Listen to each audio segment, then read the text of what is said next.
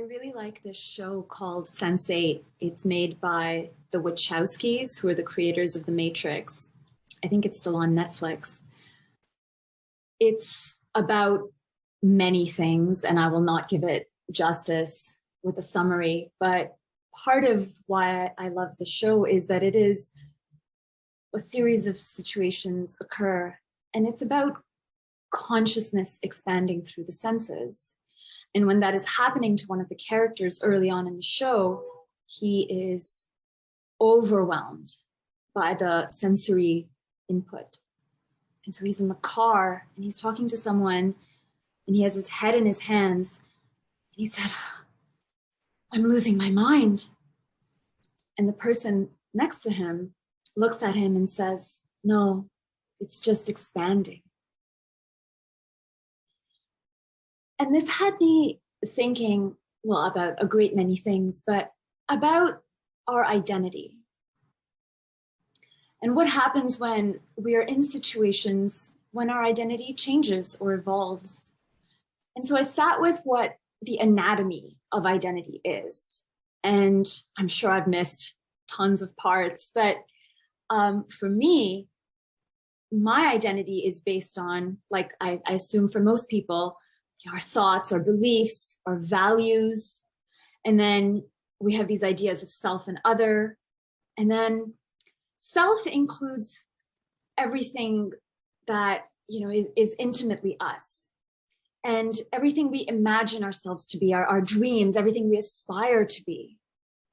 And then also what we perhaps repel, if we don't like something, if we resist it. And then we have all of the things we knowingly or unknowingly inherit from society, from family, from media, ideas of right and wrong, societal, structures and decisions. A lot of people identify with their country, with their race, with their religion, all of these things that are outside, outside of yourself, but still inform your identity. And so the age-old question around, spirituality and like the existential questions, who am I? And who am I is a great question. But these days, with much uncertainty in the inner and outer worlds, my question is, who am I today? Because what I'm finding is new and different aspects of myself are coming out to play. And they are, I suppose I'm in this place where I make certain assumptions about myself, and then I move through the day almost checking to see whether they're true or not. And so, when we think of this identity question, if you're at a party and someone asks you, like, who are you? We generally start with our name, where we're from, what we do for work. It's probably maybe really spiritual circles where you would identify yourself as, a child of the earth, or something like that. But it is, and regardless of what we say out in society, knowing that the answer to that is not static. That was a big shift for me. I had assumed identity was static, like I didn't know there was a difference between our identity and our personality. And again, I may have this wrong, and a psychologist or an anthropologist might, have a different opinion on this, but the way I understand it is our personality is our interface with society, with family, with community. And there is so the personality body, if we were to imagine it, our personality as a body, it would have, everything that we hope to showcase perhaps, and little bits of the interface with society. And maybe we want to show up as a rebel, and all that good stuff. Our identity and our personality, I'm sure, changes as we mature, as things happen in life, kids and different just different life occurrences. But this idea that our identity also evolves in an evolving earth, in an evolving universe, sort of shakes things up a bit. And there's the obvious changes, right? Getting into a relationship, breaking up from one, marriages and divorce, the birth of a child, the loss of someone, even if it's the loss of, a job or something big that happens that really shakes or changes your ideology and your perception of the world. All of that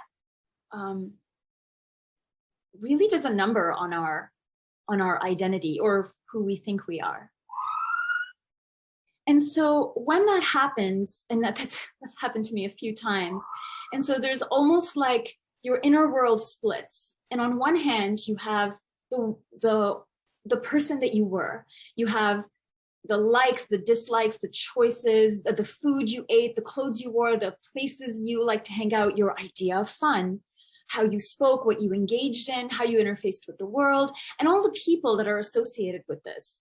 And then you have this new, somewhat nebulous identity structure that, well, it's new, it's unknown. It wasn't you. I've watched a lot of my friends go through this when they have really young kids. They're sleepless and they have a young baby, and then they go through this, necessary evolution in their identity. And then this new space shows up and we're not quite sure what it is. In the case of, new motherhood, there's still some set ideas of where you can go. There's, other moms and spaces. But in my case, it wasn't like that. I had several crises of health. And so when my changeover happened, it wasn't like, it wasn't as smooth, let's just say. And so you have this new world where you're not quite sure, or you're this new identity where you're not quite sure who you are, what you like. You sort of default to these old things just because they're familiar, but nothing quite seems right. I remember that the smallest of things, I always disliked avocados. I just didn't like the taste. I had like a texture issue with them. But after, when a lot of other, health things were moving through, I really started loving avocados. And it was funny that like your taste changes. And I remember it was a lot of things like the texture of my hair, my skin, the things I liked or I did not like. I stopped enjoying loud sort of bar type environments and places. I got easily distracted. I couldn't really find my center. And so, going to concerts that I loved before just didn't happen anymore. And so it does, at least for me, it really felt like I was going a little bit crazy because, you live all of these years, these decades, and then you're quite unsure if you like avocado or not. It's kind of a bizarre and quite scary place to be because, food is one thing, but our relationships, what we do for work, what we like, what we don't like. I remember being completely up in a toss when someone asked me or invited me to something because I didn't know if I should go or not. The old me would have gone. Would the new me go? I don't know. And so I used to get into my head around this a lot, and I was often quite paralyzed by like fear and doubt, and I was the living embodiment of overthinking. But I think all of this is as unpleasant and as uncomfortable as it is. What is actually happening at a deeper level is we're trying to disconnect all our chords and our bits and our ideas and our beliefs and our values and our thought perceptions, maybe not all at one time, but some of them, and like seeing where they fit in this new identity that has shown up in ourselves. And while I did it more jarring way, I understand now that it is really that. It is a process. And the reason it was hard for me is because I came from this idea that identity is static. But if all our identities evolves and shifts and moves through time and space and life experience, actually allowing life experience to move through us, to permeate our being, and to release what the things that don't work for you or we don't like anymore. We just don't want to be that person, and we rise and we shift and we move towards the things we want. I think we sort of build trust in ourselves, one step at a time, bit by bit. And we start getting a lot more comfortable with changes, with adjustments, with simply trying new things for the sole purpose of trying them. And maybe we hate them and maybe we love them, but the idea is to try them. And so much like a child, we sort of, pick up the same things over and over again. And it's like, yes, this, not today. And it's an interesting thing because at least for me, I realized that I finally gave myself permission to explore life, explore even my everyday environment, the desk I sit on, the pen I use to write, what I choose, what I'm writing in, like the type of book, textures. And it's interesting to allow your sense organ, as an adult, it's interesting to allow your sense organs to once again allow you the input that we once did when we were children, before we got in our heads and decided we knew everything and knew too much. And it's an interesting thing. We always see these memes around, enjoy the little things. And it's so funny. I often see people looking at these memes and like, yeah, we should absolutely enjoy the little things. And then off they go to read like 17 other memes and they didn't enjoy the little moment, whatever that moment was, like on a cloudy day, like a break of sun for those couple of seconds, a smile, a laughter, whatever it is.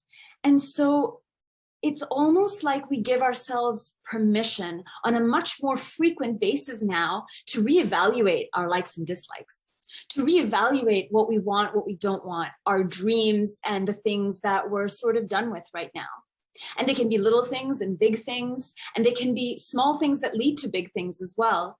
But I find this a brilliant practice because it sort of makes the big changes a lot less scarier, because we've built trust over a long period of time. We've built trust in ourselves to allow, to adjust, to readjust, to reattune. And it's so interesting. Business folks do this really well. If you ever meet someone who's a really good entrepreneur, they are all about pivoting. They're all about the business and the environment and what the competition is doing and what the legislation is about and all of this stuff. And they're on a journey. And we see that in the world and we allow it in business, but yet we deprive ourselves of it in our emotional, in our mental, in our spiritual experience, in our tangible experience, in all our relationships. How often have we entered into relationships and, woken up 6, 7 months, years later, and we have no idea who this person is. And then we look into the mirror and a perfect stranger looks back. And I think we lose that connection with ourselves because we stopped evolving. We stopped exploring what it is to have life pass through us, what it feels like to meet life every day, and to make those little adjustments, to pivot if that's what we require. Or maybe we realize that we don't need to pivot and we just really thankful, really, really, truly grateful for everything that's here in our moment. This is so awesome. So it was jarring for me because I was very attached to who I thought I was. I was attached to the place I worked, the friends I had, the lifestyle, the things I did, the things I did not do. And when life circumstances occurred and the proverbial rug was pulled under, all of that fell over.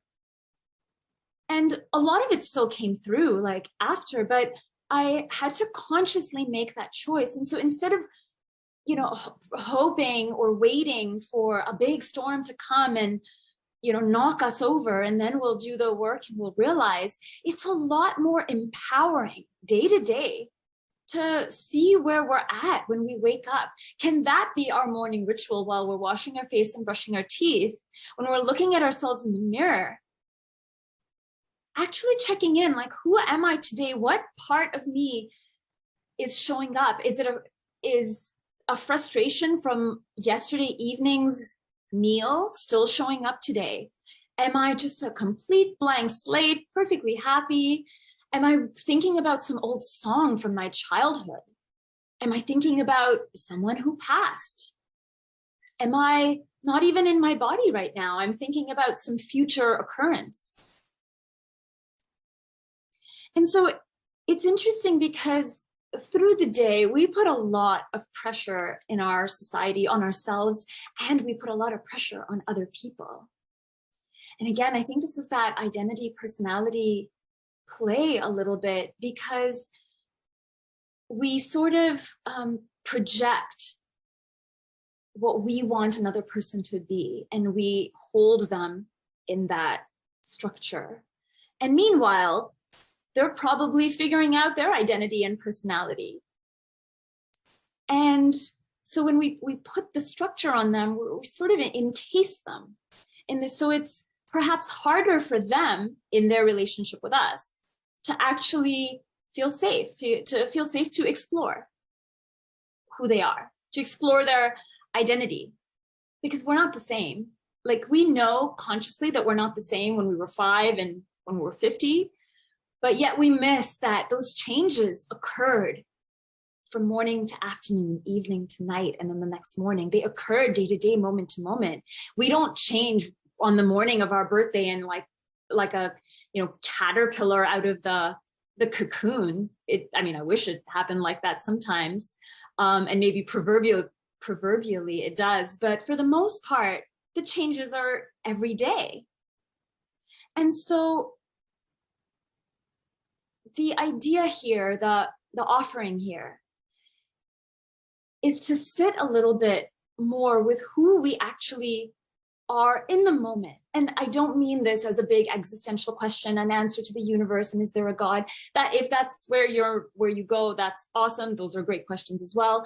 But this is more, what parts of the self are showing up? What authentic, true, practical parts of the day are showing up today? And can we honor that? Can we receive that? Because we are alchemic beings. And when we acknowledge what is, we then have a lot more colors in our palette to play with, to bring to our day, to bring to our life experience. And that, to me, is where the juice and the joy and the fun and the whole vibrance of living day to day is. So that's the invitation today. It is to accept the pleasant, the unpleasant, the neutral within the self in the moment, because in that acceptance, we find our freedom.